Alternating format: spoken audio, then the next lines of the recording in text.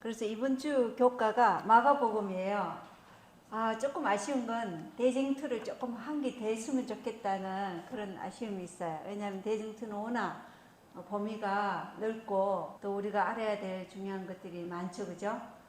근데 어쨌든 마가복음으로 이번 주 이번 3기 교과 시작하겠습니다. 자, 마가복음 복음서의 시작입니다. 사복음서의 시작이죠. 예. 근데 우리가 보통 이렇게 성경절을 인용할 때 이제 공간복음이잖아요. 마태, 마가, 누가 복음. 근데 공간복음 같은 내용들이 이렇게 있잖아요, 그죠? 그런데 주로 마가복음보다는 마태복음이나 누가복음을 주로 많이 쓰잖아요, 그죠? 마태, 마가, 누가 이렇게 세 복음서가 있다 그러면 그런데 우리가 이렇게 잘 안 써서 그런지 이번 주제가 마가복음이에요. 근데 우리 마가에 대해서 한번 보겠는데요. 마가는 예수님의 제자가 아니죠. 사복음서 중에 예수님이 친히 제자로 삼은 제자는 세리 마태와 또 누구예요? 또 요한, 예, 사도 요한. 두 명은 예수님이 친히 제자로 삼은 것이고, 마가와 누가는 예수님이 친히 사도로 구별해낸 사람이 아니죠. 그래서 이 마가가 어떤 사람인가에 대해서 우리가 이번 주에 이번 기를 통해서 좀 공부해 볼 텐데요. 누가는 의사였죠. 누가는 그래서 바울하고 같이 사역 활동을 많이 했고, 마가는 바울과 베드로를 통해서 우리에게 보여주는 그러한 이미지가 있어요. 그런데 우리가 사복음서 중에 마태복음은 예수님을 유대인의 사자, 유대인의 왕으로서 오신 그 예수님을 소개하거든요. 마태복음은. 그래서 처음에 뭐예요? 족보부터 쫙 나오죠, 그죠? 예. 그래서 히브리인을 위해 기록한 것이 마태복음이라 그래요. 그래서 하나님의 약속이 아브라함, 다윗의 씨, 예수 그리스도를 통해 성취되었음을 보여주는 게 마태복음이고, 마가복음은 예수님을 이른 새벽부터 밤늦게까지 병들고 궁핍한 인간들을 복지기 위해 일하시는 종, 그러니까 인내심 많은 항소와 같이 수고하고 희생하는 그 종으로서의 예수님의 생애와 삶을 아주 잘 표현한 그런 복음서가 마가복음이라는 것이죠. 그래서 마가는 섬김을 강조해요. 마가복음 1장에 딱 들어가면 바로 뭐가 시작이 돼요? 마가복음 1장부터 하나님의 아들 예수 그리스도의 복음이 시작이라 하면서 들어가면서 거기에서 예수님이 침례받고 그 다음 뭐예요? 침례받자마자 그 다음에 성령에 이끌려 광야에서 사단의 시험을 받고 시험에서 승리하시고 돌아오셔서 뭐부터 시작해요? 갈릴리로 돌아와서 사역부터 시작하시잖아요. 바로 사역부터 시작해요. 그 사역이 어떤 거예요? 병든 자를 고치고 이런 사역들이에요. 베드로의 장모도 고치고. 그러니까 시작부터 바로 일하시는, 정말 인간들을 위해서 성실히 일하시는 섬김의 예수 그리스도를 아주 잘 표현하는 것이 마가복음이에요. 누가복음은 사람으로 오신 예수 그리스도, 그러니까 인간의 대속자로서 오신 예수 그리스도께서 우리의 중보자로서 부활하시고 영광 중에 부활하셔서 하는 우편에서 우리를 중보하시고, 그래서 누가복음은 예수님을 우리의 구속자로서 예수님을 보여주셔요. 그러니까 하나님과 인간 사이에 인자로 오신, 사람의 아들로 오신 그분을 소개하죠. 요한복음은 하나님의 아들이신 예수님을 소개해요. 그래서 독수리라 그러거든요. 그래서 우리가 에스겔서에 보면 네 생물이 있잖아요, 그죠? 네 생물이 뭐가 보여요? 에스겔 1장에 보면 사람의 형상, 그 다음에 사자의 형상, 그 다음 독수리의 형상, 그 다음에 항소의 형상이에요. 이게 지금 사복음서에 그대로 드러나 있는 거예요. 어떻게 해요? 마태는 사자, 마가는 소, 누가는 사람, 요한은 독수리. 이렇게 에스겔서에 보였던 그 네 생물이 그 사복음서에 그대로 예수님을 증거하고 있다는 것을 우리가 알 수 있어요. 자, 그러면 우리 기억절 다 같이 한번 읽어보겠습니다. 마가복음 1장 14절로 15절 시작. 요한이 잡힌 후 예수께서 갈릴리에 오셔서 하나님의 복음을 전파하여 이르시되 때가 찼고 하나님의 나라가 가까이 왔으니 회개하고 복음을 믿으라 하시더라.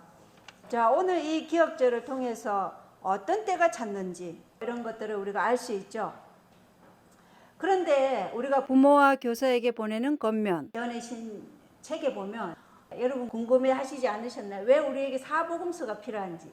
한 복음서만 있으면 간단하고 좋잖아요. 그죠? 한 개만 우리가 열심히 공부하면 돼. 왜 사복음서로 마태, 마가, 누가, 요한복음이라는 이 사복음서가 다 필요한가?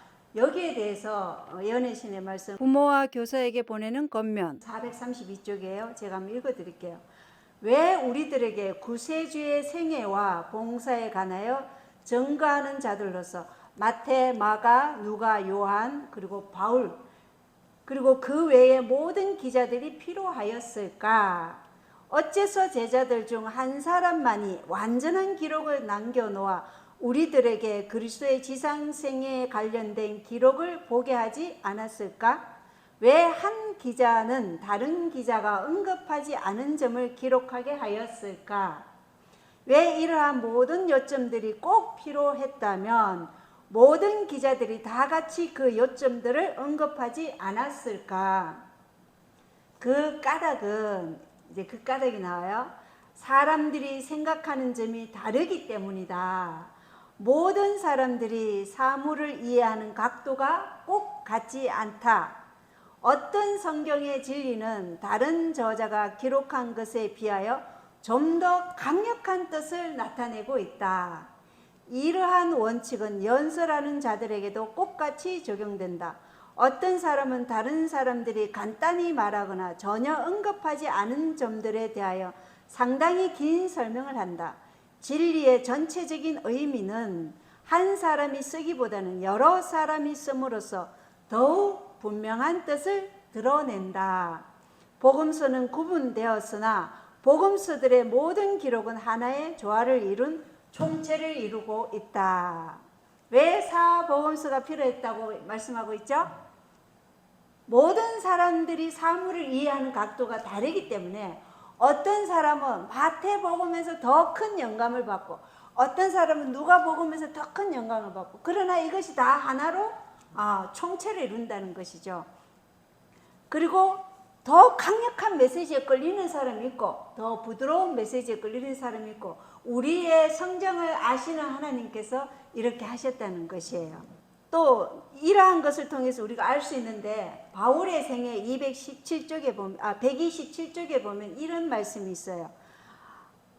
교회 안에서 성경의 진리들이 그것을 받아들이는 사람들을 성화시키지 않고 있다는 가장 강력한 증거는 신자들이 몇몇 좋아하는 목사들에게 집착되어서 다른 교사들의 가르침을 받거나 은혜를 받지 않으려고 하는 것이다. 그들은 목사들이 하나님의 말씀에서 그들에게 주는 교훈들로부터 필요한 모든 은혜를 받으려 해야 하지만 목사들 자체를 우상화시켜서는 안 되며 백성들 간에 종교적 인기맨이 있어서는 안 된다. 이렇게 바울의 생애 127쪽에도 기록되어 있어요. 마가는 받아들이고 누가는 나는 싫어 이렇게 마태는 받아들이고 요한 너무 강해 나 싫어 이건 안 된다는 것이죠. 그래서 우리가 하나님의 말씀이 선포될 때는 모든 말씀에 대해서 우리가 그 말씀을 어떻게 해요? 내 생애에 적용시키려고 유익을 주시는 그 말씀으로 받아들이는 자세가 우리에게 필요하다는 것이에요. 그래서 어떤 사람도 사람을 우상화시키면 안 된다는 거예요.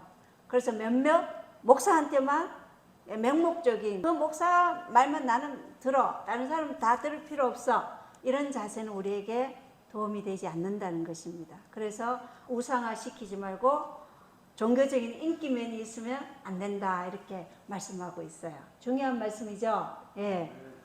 그래서 우리 재림교회가 참 이런 면에 있어서는 굉장히 좋아요. 그죠? 우리는 이렇게 목사님들이 뭐 몇 년에 한 번씩 바뀌잖아요. 그죠? 근데 이제 개신교회 같은 경우는 일요일교회 목사님들은 좀 이렇게 한 교회에서 오랫동안 좀 하시잖아요. 그러다 보면 그 목사님이 우상화될 그러한 위험이 있어요, 사실. 그래서 항상 그런 그 우상화되는 그 목사님에게도 위험하고 그 성도들에게도 위험한 것이에요. 그렇지만 이런 것을 우리도 항상 깨워서 이런 것들을 조심해야 한다는 것입니다. 자, 우리 1월 소재 실패한 선교사 한번 보겠습니다. 마가를 실패한 선교사라고 하는데 사도행전 12장 12절은 그 일을 깊이 생각한 뒤에 마가라 하는 요한의 어머니 마리아의 집으로 갔는데 거기에 많은 사람이 함께 모여 기도하고 있더라. 이렇게 사도행전 12장 12절에 말씀이 되어 있어요. 그 일을 깊이 생각한 뒤에 이건 뭐냐면 헤롯 아그리파 1세가 야고보를 처형시키죠. 그리고 베드로를 이제 붙잡아서 감옥에 붙잡아놨어요. 베드로는 감옥에 붙잡혔는데 그냥 세상 모르고 자고 있을 때 천사가 베드로를 깨워서 이제 나가게 하죠. 감옥에서. 근데 이들은 지금 베드로가 감옥에 있는 줄 알고 지금 어떻게 하고 있어요? 마가라 하는 요한의 어머니 마리아의 집에서 기도하고 있어요. 누구를 위해서? 베드로의 구원을 위해서 지금 기도하고 있는 거예요. 이때 마가라는 이름이 사도행전에 나와요. 사복음서 중에 가장 먼저 쓰여진 복음서가 아마 마가복음일 것이다. 이렇게 많은 신학자들은 예상하고 있어요. 마태와 누가는 마가복음을 보고서 이렇게 썼을 것이다. 이렇게 얘기하는데 그거는 확실치는 않고 그렇게 이제 예상은 한다는 것이죠. 어쨌든 사도행전에 이 마가라는 요한의 어머니 마리아의 집에서 많은 사람이 모여 기도하고 있었어요. 그래서 이 기독교가 이제 세워지려고 할 때 그때 누구 이름이 언급돼요? 마가의 이름이 언급된다는 것이죠. 그러면 이 마가의 다락방, 그러죠? 마가의 다락방이 굉장히 기독교 공동체가 세워지는데 아주 굉장히 중요한 역할을 했다는 것입니다. 그걸 우리가 알 수 있어요. 그래서 사도행전은 마가를 어떻게 소개하고 있는가 이렇게 보고 있는데 그는 부요한 집이죠. 예, 좀 요한의 어머니 마가라는 요한의 어머니 마리아의 집이 좀 부요한 집이에요. 왜냐? 이렇게 많은 사람들이 모여서 기도하고 하려면 그들의 식사나 이런 것들을 제공해야 되잖아요. 그죠? 그래서 가난한 가정은 아니고 부요한 가정으로서 그 기독교 공동체가 세워질 때 그 공동체에 아주 헌신한 그런 어머니의 자녀였다는 것입니다. 자, 그리고 사도행전 13장 1절로 5절 읽어보겠습니다. 이제 안디옥에 있던 교회에 어떤 대언자들과 교사들이 있었으니 곧 바나바와 니게르라 하는 시몬과 구레네의 루기오와 사분영주 헤롯과 함께 양육받은 마나엔과 사울이더라. 그들이 주를 섬기며 금식할 때 성령님께서 이르시되 내가 바나바와 사울을 불러서 시킬 일을 위해 그들을 내게로 구별하라 하시니 그들이 금식하며 기도하고 그들에게 안수한 뒤 그들을 보내니라. 이처럼 성령님께서 보내신 그들이 실루기아로 떠나 거기서 배 타고 키프로스로 항해하여 살라미에 이르러 유대인들의 해당들에서 하나님의 말씀을 선포하고 또한 요한을 자기들을 섬기는 자로 두었더라. 이 요한이 마가 요한이죠. 자, 사도행전 13장에는 어떤 인물이 등장하냐면 바나바와 바울이 등장하죠. 그리고 안디옥 교회가 나와요. 이 안디옥 교회는 어떤 곳이냐면 가장 최초로 이 예수님이 세운 이 기독교 공동체가 그리스도인이라는 그러한 이름이 처음으로 이 안디옥 교회에서 태생된 거예요. 그래서 이 안디옥 교회의 출발이 아주 중요하죠. 바울이 이때 13장 이전에는 어디 있었죠? 길리기아 다소에 있었어요. 다메섹으로 가는 길에서 예수님을 만났죠, 사울이. 그래서 그 밝은 하나님의 임재로 인해서 그의 눈이 침침하게 되었어요. 그리고 그가 다메섹에서 복음을 전가하라 할 때 유대인들이 어떻게 하려고 했어요? 그를 죽이려고 했기 때문에 그가 이 창문을 통해서 내려와서 지금 어디로 갔냐면 아라비아에 갔다가 그 다음에 아라비아에서 다시 돌아와서 길리기아 다소에서 그가 거의 10년 가까이 하나님의 말씀을 연구하면서 자신을 준비시켰어요. 그리고 이 바나바라는 사람이 등장하잖아요. 이 바나바는 하나님의 인재를 굉장히 참 잘 발굴하는 사람이에요. 이 안디옥에 이제 사람들이 많아지니까 이 바나바가 누구를 데려가요? 다소에 있는 사도 바울을 데리고 가요. 그때는 바울이 아니라 사울이라 그랬죠. 그를 데리고 와서 바울을 이 안디옥 교회에서 가르치는 교사로서 세웁니다. 바나바가. 그런데 하나님의 영께서 어떻게 해요? 성령 하나님께서 바울과 바나바를 따로 세워서 나를 위해 그들을 이방인 땅으로 보내라는 것이죠. 그래서 키프로스, 구브로라는 것은 이 지중해 안에 있는 섬이에요. 그래서 그쪽으로 보내라는 것입니다. 이게 바로 사도 바울과 바나바가 함께한 1차 선교 여행이에요. 1차 선교 여행이 바로 성령 하나님께서 이들을 구별시켜서 보내라는 음성에 의해서 안디옥 교회가 이들을 보냅니다. 그때 누가 같이 가요? 마가가 같이 가요. 그런데 불행하게도 13절에 보면 사도행전 13장 13절에 보면 이제 바울과 그의 일행이 바보에서 배 타고 떠나 밤빌리아의 버가에 이르렀을 때 요한은 그들을 떠나 예루살렘으로 돌아가니라. 자, 마가가 바울과 바나바와 함께 선교 여행을 함께 참여했어요. 그런데 밤빌리아 버가에서 그만 예루살렘으로 돌아갔어요. 왜 돌아갔다고 여기 나오죠? 사도행전 169쪽에 여기 교과에 보면 마가는 두려움과 낙담에 압도되어 주의 사업에 온 마음을 다해 헌신하던 목적에서 한동안 흔들렸다. 고난에 익숙하지 않은 마가는 그 길의 위험과 궁핍으로 낙심하였다. 자, 마가는 부유한 가정에 태어났어요. 그렇기 때문에 이 고난과 두려움, 여기에 압도당했어요. 우리도 그럴 때가 있죠, 그죠? 압도당할 때가 있어요. 그럴 때 이것을 견디지 못하고 도망간 거예요. 근데 우리가 여기서 중요하게 생각해야 될 것은 사도 바울이요. 다메섹에서 예수님이 사도 바울에게 네가 나를 위해서 이방인의 뭐가 되라? 사역자가 되라고 했잖아요. 그런데 사도 바울은 자기가 다메섹에서 예수님을 만났을 때를 자기의 사역을 위한 부르심으로 여기지 않고 이 안디옥에서 공식적인 안수를 받은 것을 그의 평생의 사업에 새롭고 중요한 신기원을 여는 표로 삼았다. 이렇게 되어 있어요.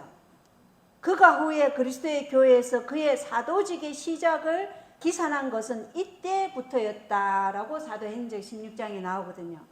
사도 바울도 예수님께서 자기를 다메섹에서 만난 그때를 사도직의 시작이다 생각하지 않고 안디옥 교회에서 자기에게 기름 부음 받아서 가라 했을 때 그때를 사도직의 시작으로 삼았다는 것이에요. 그래서 사도 바울이 그 이후로 이 사도행전 13장 이후로 이 사도행전의 모든 장면의 중심 역할을 누가 하냐면 사도 바울이 하는 것이에요.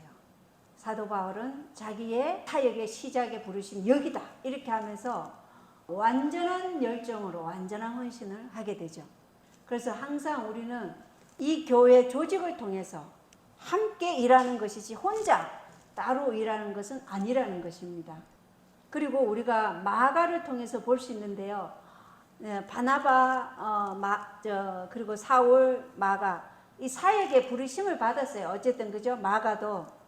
그런데 이 자랐던 환경보다 더 훨씬 못한 곳에 선교하러 갈 수도 있죠. 그렇지만 여기 우리가 7호 봉사에 보면은 그리스도인들의 삶은 꽃밭이 아니다 이렇게 돼 있어요. 항상 친절하고 우리를 반겨주고 온순하게 대해주고 이러한 꽃밭이 아니라는 것이에요. 이 선교에는 힘, 용기, 에너지, 불굴의 의지가 필요하다는 것입니다. 왜냐? 이것이 그리스도께서 가신 좁은 길이고 이것이 극기의 길이고 이것이 자기 부인의 길이기 때문에 반드시 뭐가 있어야 되냐면 용기와 견인불발의 정신이 있어야 된다는 것입니다. 우리 모두 다 선교사로 부름받은 거예요. 하나님의 부르심을 받은 모든 자들은 선교사다 이렇게 분명하게 나와 있어요. 예언의 신에. 그죠? 그리고 우리가 부르심을 받았다는 것은 우리가 이 말씀을 받고 하나님께서 우리에게 명하신 그 일을 하는 것이죠.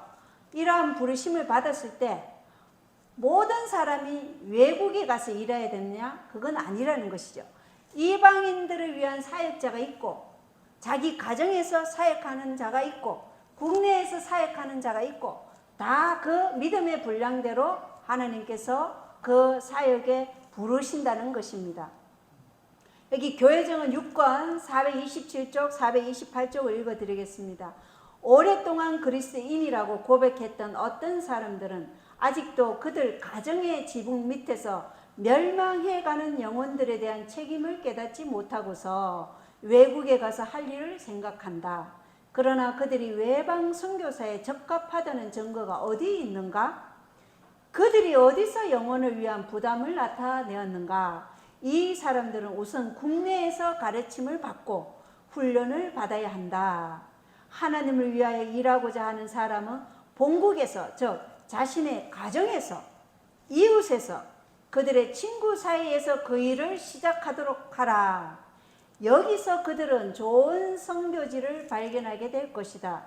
본고장에서의 선교 사업은 더 넓은 일터에서 일할 능력이 있는지 없는지를 가름하는 시금석이다. 이렇게 말씀이 되어 있어요. 중요하죠. 가정에서, 이웃에서, 친구 사이에서 먼저 선교를 하라는 것입니다. 그리고 그 선교의 일터에서 우리가 외방 선교를 할 수 있는지 없는지 가름하는 시금석이 된다는 것입니다. 그죠? 그래서 사도 바울이 다소에서 한 일이 바로 그거였어요. 다소에서 10년 동안 그는 하나님의 말씀을 연구하면서 그 가정에서, 이웃에서, 그리고 친구 사이에서 이 일을 한 거예요. 그러자 바나바가 그를 불러온 겁니다. 바나바가 자기 임의대로 불러왔을까요? 아니죠. 바나바는 어떤 사람이었어요? 성령이 충만한 사람이었어요. 사도행전에 그 말씀이 나와요. 그렇기 때문에 그냥 아무나 데리고 와서 안디옥 교회에 세운 게 아니라는 것이죠. 하나님의 이끌림에 의해서 사도 바울을 데려왔다는 것입니다. 그러니까 우리는 가정사역이 먼저 시작이에요. 그죠? 우리의 최초의 선교지는 뭐예요? 가정이에요. 가정. 자기 가정을 버려두고 예방 선교를 한다. 이건 지금 여기서 말씀하는 것에 보면 그가 예방 선교사에 적합하다는 증거가 어디 있는가 이렇게 대묻고 있죠. 네. 여기 제가 한번 읽어드리겠습니다. 부모들은 교훈과 모범으로 자녀들에게 불신자들을 위해 수고하도록 가르쳐야 한다. 자녀들은 선교 사업을 열심히 하며 어릴 때부터 다른 사람의 유익과 그리스도의 사업의 전무를 위해 희생하며 극기하도록 교육받아야 한다. 이 일은 그들로 하나님의 동력자가 되게 한다. 네, 가정선교. 그래서 가정의 어머니는 그 외방 선교지에 있는 그 선교사의 역할 못지않게 이 자녀들을 이렇게 양육함으로써 훨씬 더 큰 일을 하고 있다. 이렇게도 말씀이 되어 있거든요. 그래서 가정 선교 무대는 많은 사람들에게서 부끄럽게도 무시되어 왔다. 이런 말씀을 해요. 그래서 우리가 이 마가를 통해서 알 수 있는 것은 바로 우리 모두가 선교사인데 그 첫 번째 선교지는 바로 가정이고 우리의 이웃이고 친구 사이 그리고 예방 선교사로서 부름을 적합한지 그것을 가늠한 다음에 부름을 받아 나가야 된다. 그래서 마가는 한번 실패하고 돌아갔죠. 이 밤빌리아 버가에서 이제 넘어가는 이제 산맥이 강도떼들이 많이 출현하는 곳이에요. 한번 생각해 보세요. 그때는 차가 없었어요. 밤길을 어떻게 해요? 걸어가야 했어요. 그런 곳에 이제 이 안락하게 산 마가가 참 두려웠겠죠. 그러한 경험을 한 이제 청년들이 성장하는 그런 계기가 될 거라고 저는 그런 생각을 해요. 자, 월요일 소재입니다. 두 번째 기회. 사도행전 15장 36절로 39절. 며칠 뒤에 바울이 바나바에게 이르되 우리가 전에 주의 말씀을 선포한 모든 도시로 다시 가서 우리 형제들을 방문하고 그들이 어떻게 행하는지 알아보자 하니 바나바는 마가라는 이름의 요한을 데리고 가고자 결심하였으나 바울은 밤빌리아에서 자기들을 떠나 자기들과 함께 일하러 가지 아니한 자를 데리고 가는 것이 좋지 않다고 생각하니라. 그들 사이에 다툼이 격렬하여 그들이 서로 갈라져 떠나니 이처럼 바나바는 마가를 데리고 배 타고 키프로스로 가고 형제들이 바울을 하나님의 은혜에 맡기매 그는 신라를 택한 뒤에 떠나서. 자, 하나님의 사역을 하는데도 바울은 마가가 그렇게 도망간 것에 대해서 그는 우리를 배반하고 갔다. 바울의 이 행동은 엘렌 헤이시 어떻게 봤냐면은 그 너무 가혹한 처사다 이렇게 얘기해요. 왜냐, 누구나 인간은 유한한 인간이잖아요, 그죠? 언제나 실수할 수도 있어요, 그죠? 그래서 그러한 영혼에게 관용을 베풀어야 되지, 그걸 한번 실수했다고 그렇게 가혹하게 뇌물차게 이제 그렇게 하면 안 된다는 것이죠. 키프로스로 마가를 데리고 갔잖아요, 바나바가. 키프로스가 바나바의 고향이에요. 그리고 마가는 이 바나바의 누나의 아들이에요. 그러니까 조카예요, 조카. 누나의 아들이기 때문에. 그래서 여기 이게 바로 이제 사도 바울이 2차 선교 여행을 가고자 한 거예요. 아까 첫 번째 간 건 1차 선교 여행이었죠. 이번에 2차 선교 여행이에요. 여기 바나바는 사도행전 4장 36절 37절에 그가 땅이 있었으므로 그것을 팔아 그 돈을 가져다가 사도들의 발 앞에 두니라. 그래서 굉장히 믿음이 신실한 사람이에요. 그리고 사도행전 11장 24절에 보면 그는 선한 사람이요 성령님과 믿음이 충만한 사람이더라 이렇게 되어 있어요. 그러니까 이 바나바가 인재를 굉장히 잘 동용하는 사람이에요. 그죠? 사도 바울도 데려왔고 또 마가라는 이 조카의 그 인품을 그가 연약해서 한 번은 실수했지만 그가 예수님께 마음을 전적으로 바치면 아주 예수님 위해서 유능한 일꾼이 될 것을 바나바는 마가에게서 그걸 본 거예요. 이 지도자들은 이런 눈이 있어야 돼요. 그죠? 예, 사람을 동용을 잘할 수 있는. 우리 여기 집사님도 이렇게 회사에 일하셨지만 회사의 사장님이 직원을 잘 동용하는 눈이 있으면 그 회사는 발전하듯이 하나님의 사업도 마찬가지라는 거예요. 인재를 잘 발견할 수 있는 사람, 이 바나바와 같은 이 분별력이 있는 사람이 지금 필요한 것 같아요. 그죠? 그런데 우리가 생각해야 될 건 지도자들이 어떤 특정한 사람에 대해서 특정한 태도를 취하면 그 결과는 아주 끔찍하다는 것이죠. 다시는 회생을 못할 수도 있다는 것입니다. 그래서 지도자 자신도 연약하고 실수를 할 수 있는 인간이기에 우리는 지도자를 절대적으로 신뢰해서도 안 되지만 지도자조차도 그러한 정신에 자기 자신의 판단이 모든 것이 옳다는 정신에 빠지면 안 되겠죠. 그래서 항상 하나님 말씀이 그러한가 아니한가 이렇게 분별하면서 나가야 돼요. 왜냐? 우리가 1888년 A.T. 존스와 이제 와건의 기별이 믿음으로 말미암는 의의 기별이었잖아요. 그 기별을 들고 온 선포한 이들이 젊은이들이었어요. 근데 그 기별을 거절한 분들은 교회 지도자들, 좀 이렇게 연로하신 목회자들, 이런 분들이 거절을 했어요.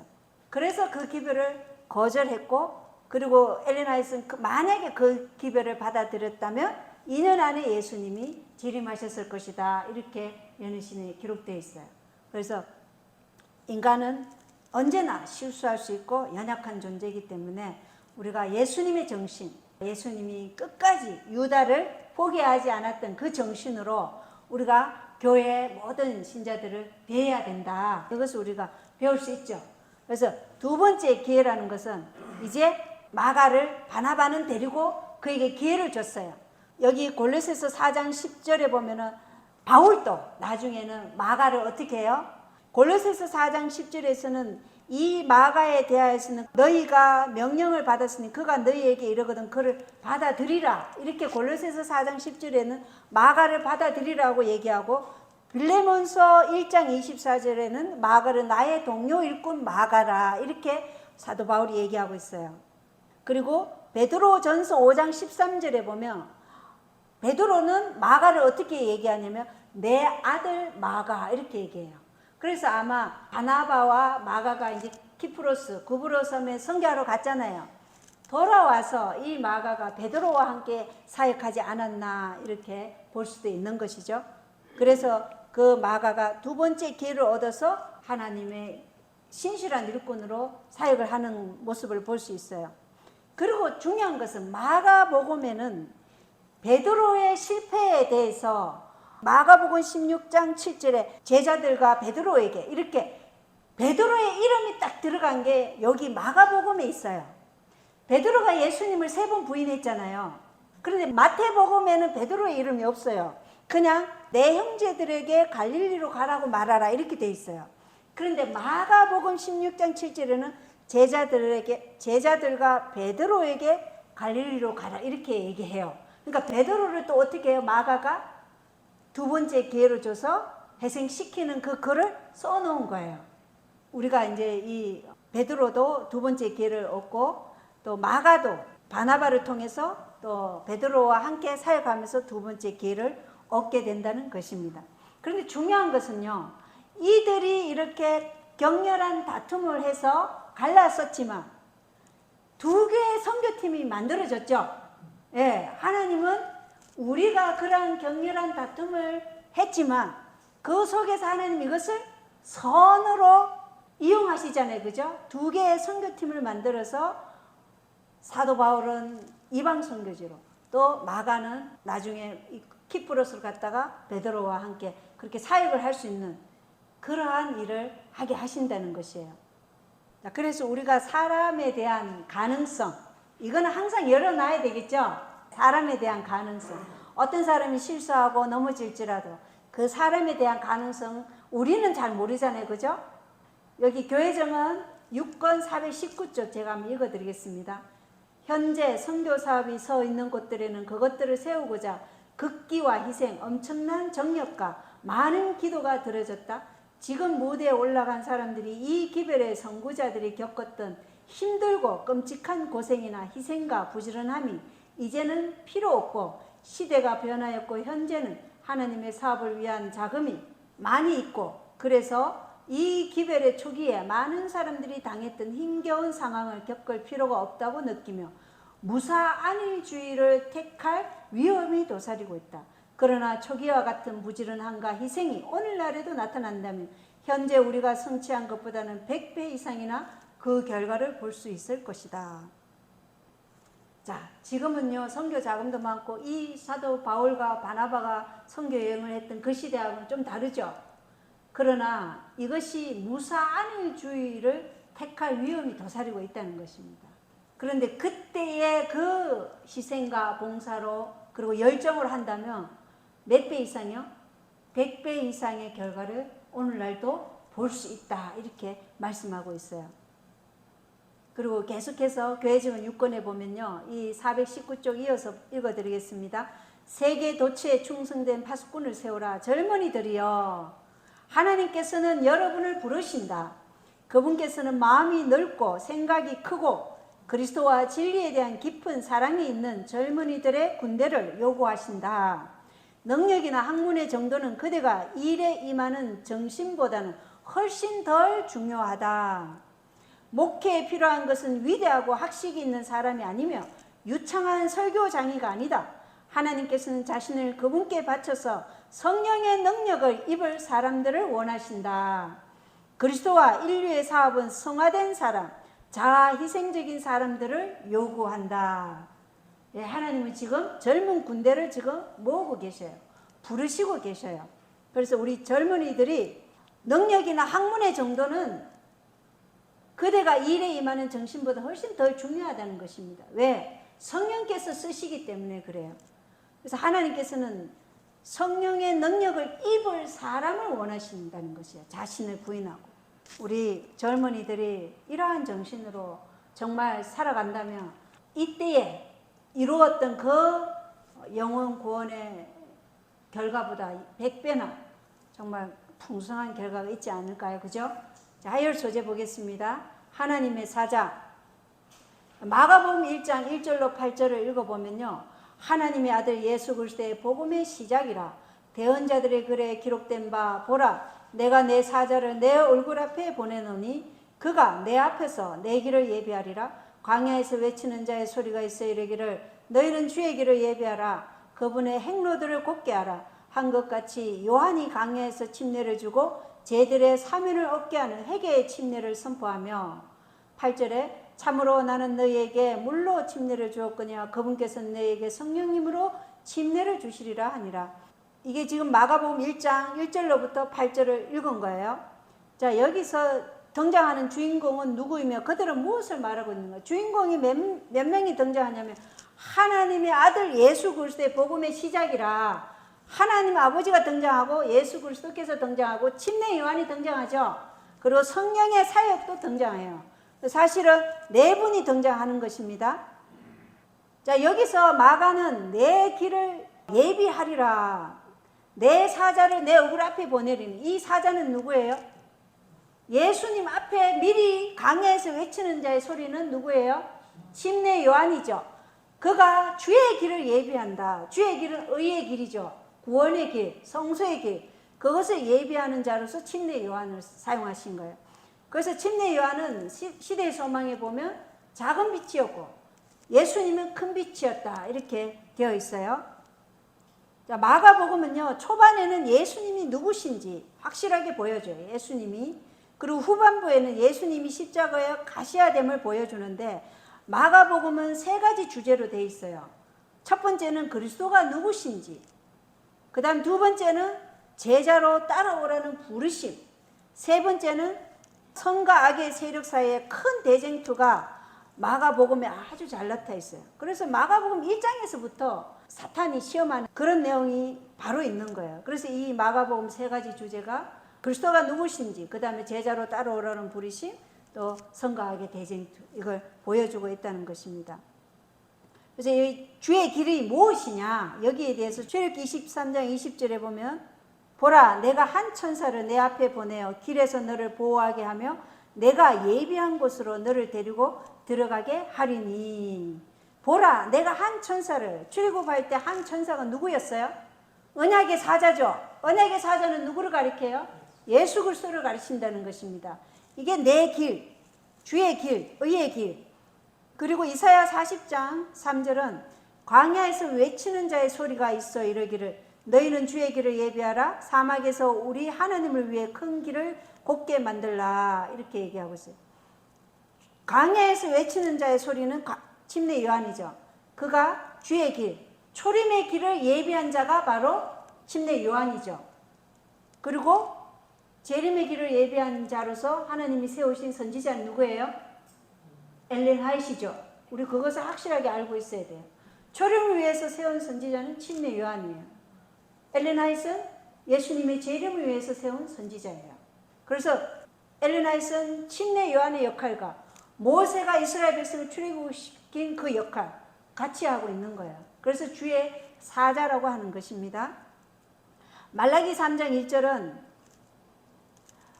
만군의 주가 말하노라 보라 내가 내 사자를 보내리니 그가 내 앞에서 길을 예비할 것이요 또 너희가 구하는 주가 갑자기 자신의 성전에 임하리니 곧 너희가 기뻐하는 언약의 사자라 보라 그가 임하리로다.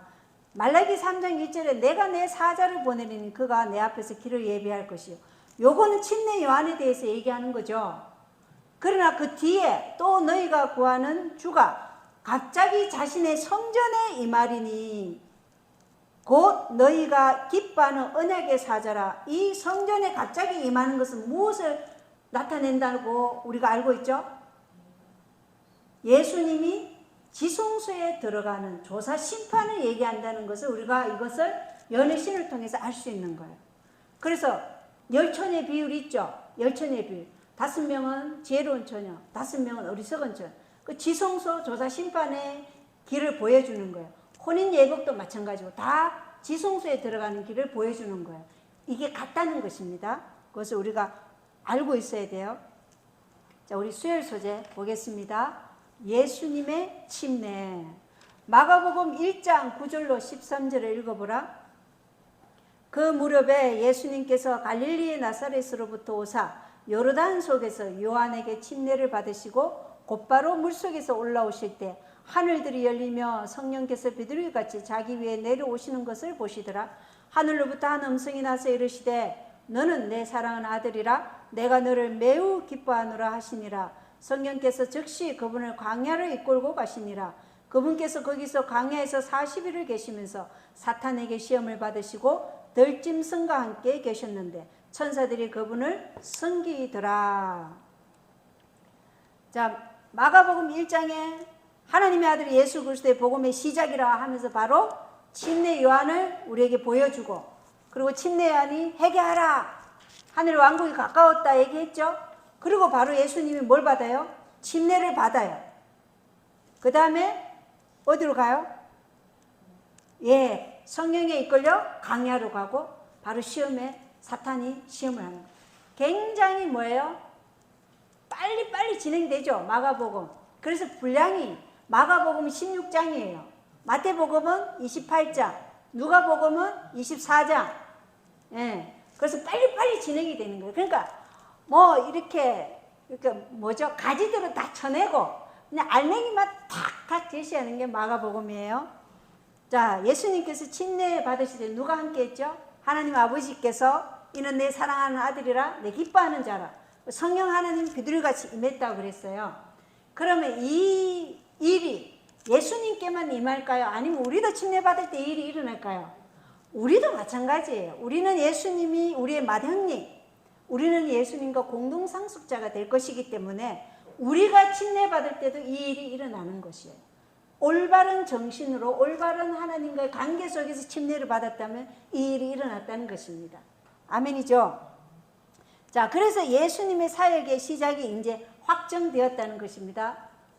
침례 받으시고 그 다음에 사탄에게 시험을 받고 성령에 이끌려 사탄의 시험을 받고 그리고 이제 갈릴리로 돌아오시죠. 마가복음 첫 장면에서 특별한 점은 예수께서 신성과 인성을 모두 갖춘 분으로 나타나신다는 점이다. 신성의 측면에서 그분은 메시아 그리스도고 마가복음 1장 1절에 사자를 통해 선포하신 주님, 마가복음 1장 2절 3절, 요한보다 능력이 많으신 분으로 마가복음 1장 7절에는 요한이 예수님은 자기는 물로 침례를 주지만 예수님은 뭘로 침례 주신다고요? 성령으로 침례 주신다. 그래서 요한은 예수님의 신발끈을 풀 자격도 없다, 이렇게 말하고 있죠. 그리고 마가복음 1장 10절 11절에 성령이 임재하신 사랑받는 아들로서 예수님을 소개하고 있어요. 그리고 그분의 인성은 침례를 베푸심이 마땅하나 오히려 요한에게 침례를 받으셨다. 요한이 주께서 나에게 침례를 베푸려 할진대 어찌 내가 주를 침례를 주게 하시나이까, 이렇게 말씀하셨을 때 예수님 뭐라 그랬죠? 이 일을 하라 그랬죠. 왜 하라 그랬어요? 그것이 우리에게 예수님이 모본이 되기 위해서, 모든 사람들은 침례를 받게 하기 위해서. 침례가 그래서 중요하죠. 왜 중요하나? 예수님은 죽어야 할 죄가 없지만 우리는 죽어야 할 죄된 본성이 있잖아요. 옛사람, 옛자. 그게 죽는 것이 침례고, 그 죽고 이제 무엇으로 부활해요? 예수님의 그 생명으로 부활하는 거예요. 그분이 죽으셨다고 우리를 위해서 부활하신 그 생명으로 우리가 부활하는, 그 모본을 위해서 침례를 베풀라, 이렇게 말한 거예요. 그리고 마가복음 1장 13절에 사탄에게 시험을 받고, 마가복음 1장 13절에 들짐승의 위험을 받고, 그리고 천사에게 도움을 받는 이러한 장면들을 볼 수 있다는 것입니다. 그래서 우리 예수님의 침례를 볼 때 정말 하늘의 위대한 사령관이신 예수님이 이 죄로 인해서 항폐하게 되고 저주로 인해서 인간들의 모든 심령이 악하게 된 이 땅에 우리를 구원하시기 위해 오셨다는 그 사랑을 우리가 볼 수 있는 것이죠. 그래서 항상 우리가 무엇이기에, 정말 사람이 무엇이기에 하나님께서 이러한 사랑을 베푸시나이까, 이것을 우리가 늘 생각하면서 사실은 예수님의 침례 장면을 우리가 기억해야 되겠죠. 그래서 예수님을 계속 묵상하는 것이 우리가 예수님을 바라보고 예수님처럼 변화되는 그러한 삶을 훈련하는 것입니다. 목요일 소재 한번 보겠습니다. 예수 그리스도의 복음입니다.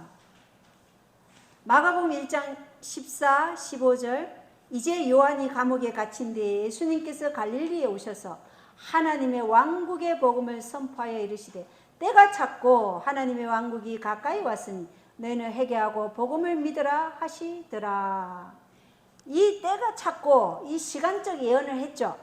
그리고 하나님의 나라가 가까이 왔다. 하나님의 왕국이. 그리고 부르실 때 어떻게 부르셔요? 회개하고 복음을 믿으라 이렇게 부르시는 거죠. 예수님도 마찬가지고 침례 요한도 우리를 부를 때 먼저 뭐 하라고 그래요? 회개하라예요. 회개하라. 복음을 믿으라. 예수님. 회개하라.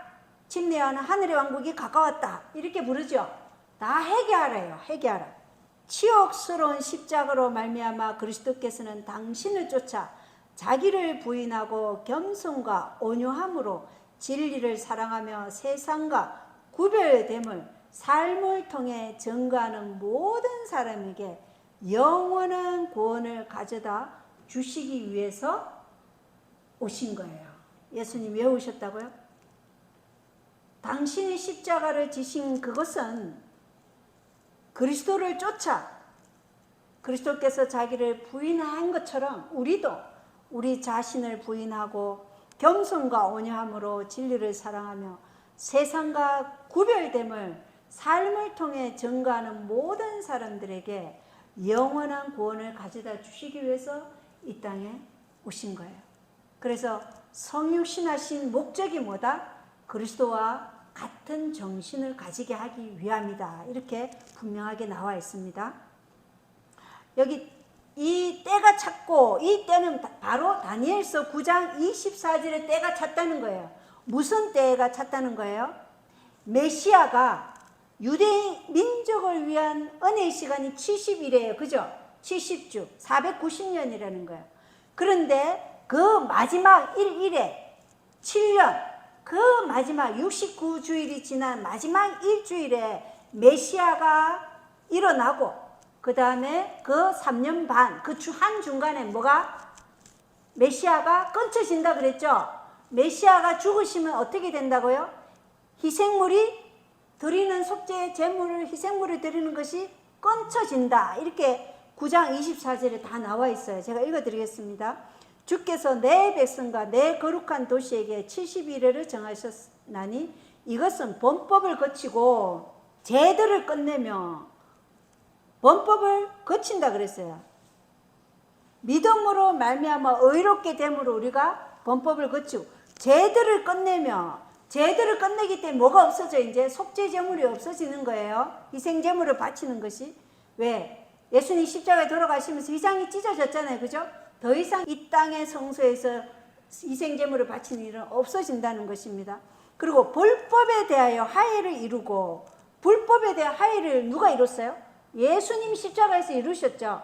그래서 예수님이 대속자로서 십자가에서 이루신 것이 불법에 대하여 화해를 이뤘다는 거예요. 누구와 누구의 화해예요? 인간과 하나님과의 화해를 누가 화물 제물이 된 거예요? 예수님이 화해 헌물이 되셨기 때문에 화해를 이뤘다. 그리고 영존하는 의를 가져오며 이 영존하는 의는 바로 믿음으로 말미암아 의를 가져왔다는 거예요.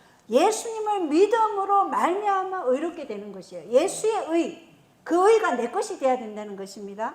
그리고 환상과 대언을 봉인하고 이 환상과 대언을 봉인한다는 말은 바로 초림의 구약은 초림을 예언한 거잖아요. 그 초림의 예언이 성취되었다는 것을 보여주는 것이에요. 9장 24절을 잘 보셔야 됩니다. 초림 예언이 성취되었기 때문에 이제 초림에 대한 환상과 대언이 이제 봉인되었다. 끝났다는 것이죠. 초림이 성취되었다는 것입니다. 또 지극히 거룩하신 이에게 기름을 붓고자 함이라. 이것은 예수님이 기름 부음, 공생의 시작할 때 침례를 받았죠. 그래서 성령이 기름 부음을 받았잖아요. 이것을 얘기할 수도 있지만 이것을 거룩하신 이에게 이 표현이 지극히 거룩한 곳, 이것이 곧 하늘 성소의 봉헌식도 된다고 말씀하고 있어요.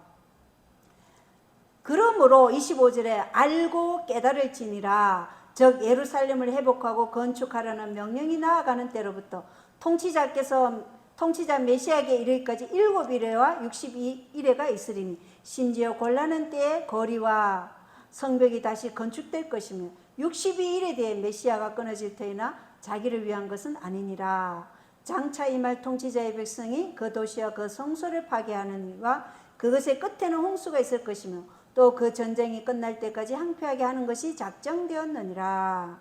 이 홍수는 뭐예요? 심판이에요. 심판. 27절에 그가 많은 사람과 한 일해 동안 언약을 확정하리니 그가 그 일의 한중간에 희생물과 봉헌물을 그치게 하며, 한중간이 언제예요? AD 31년 27년에 공생이 시작하죠. AD 31년에 예수님 십자가에 돌아가시죠. 그리고 AD 34년 서대반이 돌로 쳐 죽임을 당하죠. 여기에서 이제 유대 민족의 은혜의 시간은 이제 한 일회, 그게 바로 한 일회, 마지막 한 일회, 그게 끝난다는 것입니다. 유대 민족의 은혜 시간이 끝났지 유대인들에 대한 은혜 시간은 여전히 지금도 계속되고 있는 거 아시죠? 그래서 27절에 보면 그가 많은 사람과 한 일해 동안 언약을 확정하리니 그가 그 일의 한중간에 희생물과 봉헌물을 그치게 하며 또 가증한 것들로 뒤덮기 위해, 가증한 것들은 로마 군대에 말하는 것입니다. 가증한 것들로 뒤덮기 위하여 심지어 완전히 끝날 때까지 그것을 항폐하게 할 것이라. 작정된 그것이 그 항폐한 곳에 쏟아지리라 하니라. 이것은 뭘 얘기하냐면 AD 70년에 예루살렘이 멸망한 것을 얘기하고 있는 것입니다. 자, 이렇게 해서 예수 그리스도의 복음을 마가는 이 다니엘서 9장과 연결해서 설명하고 있다는 것입니다. 금요일 소재, 이 마가복음 1장과 요한계시록 14장의 복음이 지금 같은 것을 보여주고 있다, 이걸 얘기하죠. 마가는 때가 찼고 다니엘 9장의 때가 찼다. 또 요한계시록 14장은 심판의 때가 이르렀다. 이 때는 언제예요?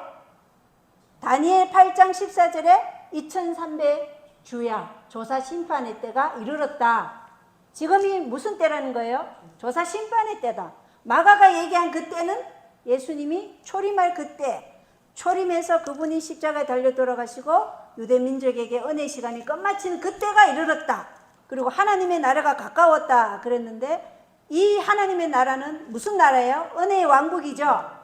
그리고 계시록 14장에서 말하는 영원한 복음, 이것은 영광의 왕국으로 이제 재림하시면 우리가 들어갈 준비를 하자는 것입니다. 이미 은혜의 왕국에 살고 있어야 되겠죠. 그래야 영광의 왕국에 들어간다는 것입니다.